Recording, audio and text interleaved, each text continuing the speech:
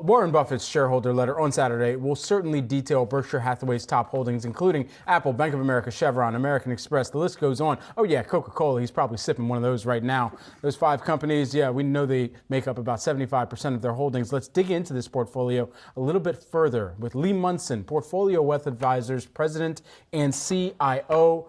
Lee, what do you expect to hear from the Oracle of Omaha when, my gosh, at the ripe age of what, 97, 98? 92. It's Charlie Munger that adding is 5 years to his life. Yeah, exactly. What do you expect to hear when Warren Buffett takes the stage? Well, he likes to do these old yarns about, that he's just this like kind of old homespun guy and how, he has a mission at Berkshire Hathaway. But I think that what Wall Street's really looking at, because every year, like I've read every single annual report for, 40 years, right? And I reviewed the last 30 years last night. And it's just, they're the greatest stories of Wall Street that were ever told. And I think that Wall Street, though, is looking for his opinions about things like energy and what he's doing with his energy holdings. I think I want to hear about what type of firms he's acquiring and in what type of sectors. Remember, this is a guy who has made his money on, number one, I think what everybody has to understand is that he has these cash machines and he has to get this cash working. Right. So early on, he's very famous for buying See's Candy, and he bought it for, a few $100 million. And then what's happened is that it's paid out over $1 billion in cash flow, and he's used that to acquire other things. The big one that nobody talks about is GEICO.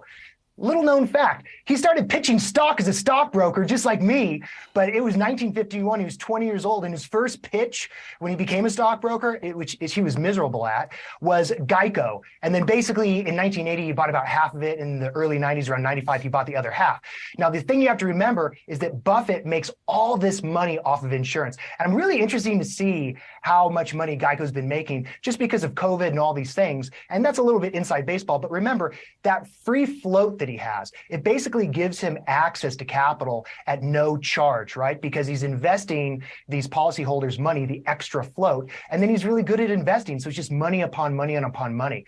I want to see what he thinks about the general economy, but I'm just going to tell you, you're never going to get that great answer for him because in his mind, he's buying companies for such long term. You're going to have to really, you're not going to get something that is going to give you actionable trades tomorrow. But I have my eye on Berkshire Hathaway Energy, BHE. That's where he puts in all these oil companies that he's been buying. That's why you don't see like dozens of oil companies in his stock list, because he buys the entire companies and then folds them in. And I want to see what those projections are and see what kind of color that we can get to that. And come on, every weekend this comes out. Anybody who's worth anything on Wall Street is going to read that annual letter, right? And for any of the kids out there listening, if you haven't read all of his annual reports for the last 30 years, don't even talk to me because you know nothing, right?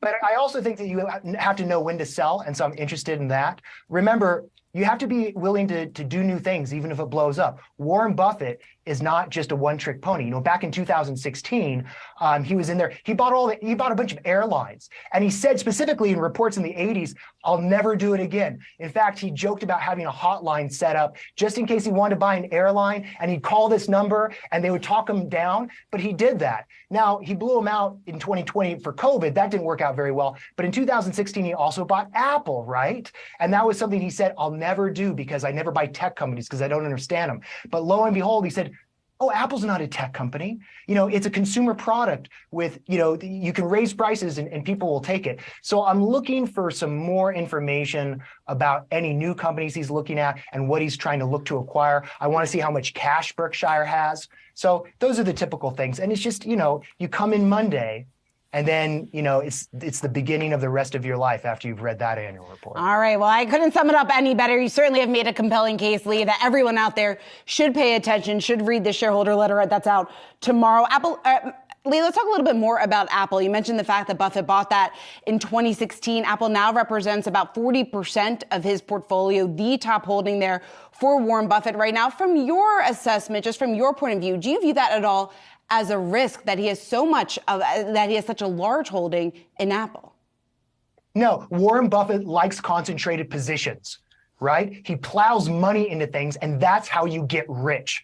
I'm not concerned about it because he believes that it has this moat, Now, I'm not saying that means you should go out and buy Apple. It means you should have gone out and bought Apple in 2016. But, my day-to-day job now is about preserving wealth for clients. My clients are like over 60 and retired. But if you want to create a lot of wealth, you've got to find good companies and you've got to hold them. He paid $11 million for Washington Post and blew it out for like over $1 billion many years later. He bought Coca Cola once, back in 1988 after the '87 crash. And just think about this: he gets $750 million worth of dividends every year from Coca Cola, and he's up 20 times on it. So when you're looking at these big concentrated positions, that's just a outgrowth of where his confidence is, where he thinks money should be allocated, and that's what he's all about. And I think it tells you that he feels that he wants to have that money in Apple, but also he's had other big winners where he'll go to sell it. And I'm always looking at when he's going to sell and what he buys with it. He bought Gillette back in the 80s, became Procter & Gamble, and it was this huge position that he had, and he blew it all out to buy other stuff. And so it's not so much how big the positions are, but when you see him start selling it and buying other things, that's the tell. That's like at the poker table, and that's when you really want to pay attention. Yep. Well, his track record certainly says it all. We, of course, will be closely reading that shareholder letter. We'll have all the angles for you covered here on Yahoo Finance. Lee Munson, always great.